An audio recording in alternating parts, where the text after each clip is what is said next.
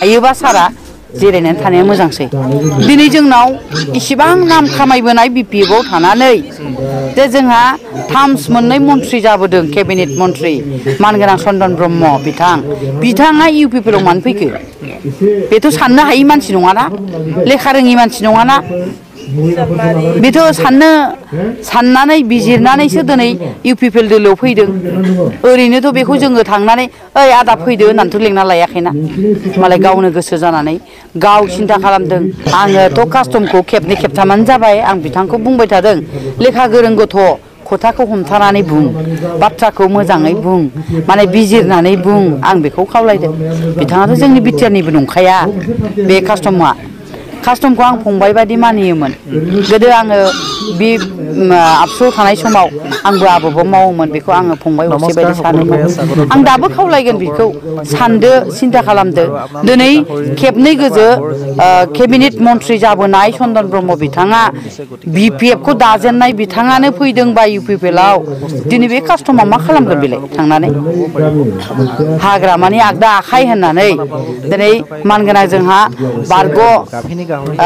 Chief हाग्रामा महिलारि सारा बे सासे कास्टम बाहेरा बिटिसिनि बाहेरानि मानसिखौ लानानै मा खालामनो सानदों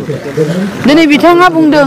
दिनै बियो सासे दुलाराय बर' फरायसा आफादाव मावबोनाय मानसि आरो बिथाङा ओरैबायदि रायजो राजानि गेजेराव गोदै गोथाव लेक्सार होबोदोंमोन दिनै आरो बे आबसुआव थानानै लेक्सार होबोनाय मानसियानो दिनै आबसुखौ रायबाय थादों जों नुदों ससियेल मिडिया नुगासिनो दङ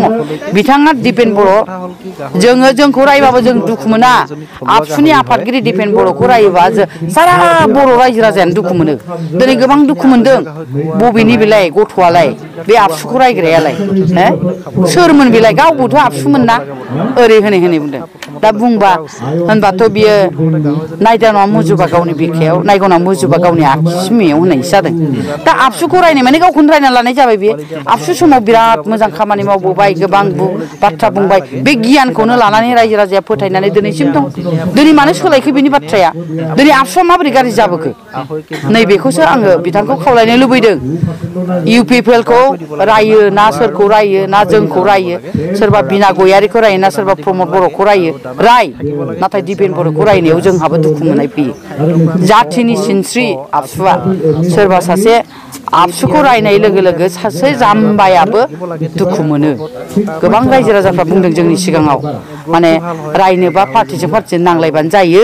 मानो आबसुखौलाय रायलाबायनांगौ नै ओरै आरो दा बेखायनो आं बुंनो नागिरदों आरो आङो बिक्रम दैमारि बेखौथ' बुंबाय थादों दाखालि बिथाङा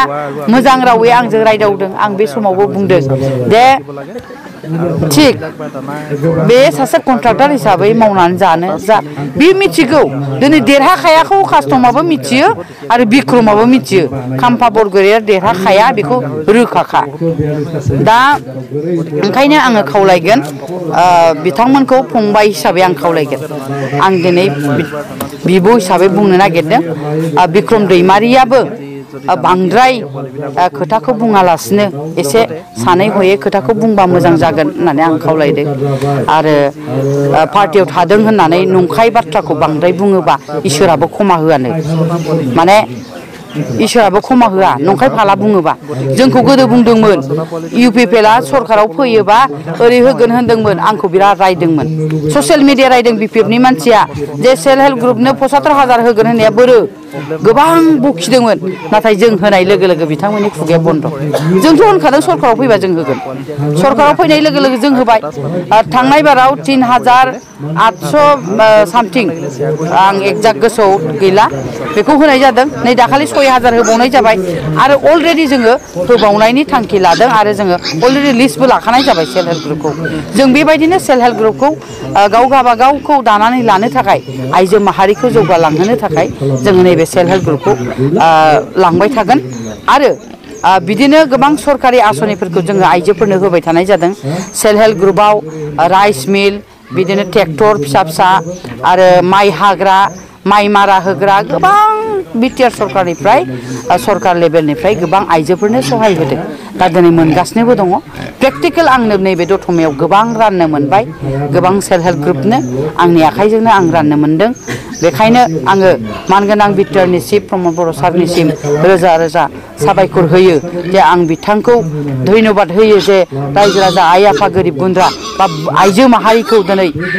आइजो माहारिखौ गावखौ दानानै लानायाव हेफाजाब होनायनि थाखाय आं आइजो माहारि जानानै बिथांखौ आङो साबायखर बावदों।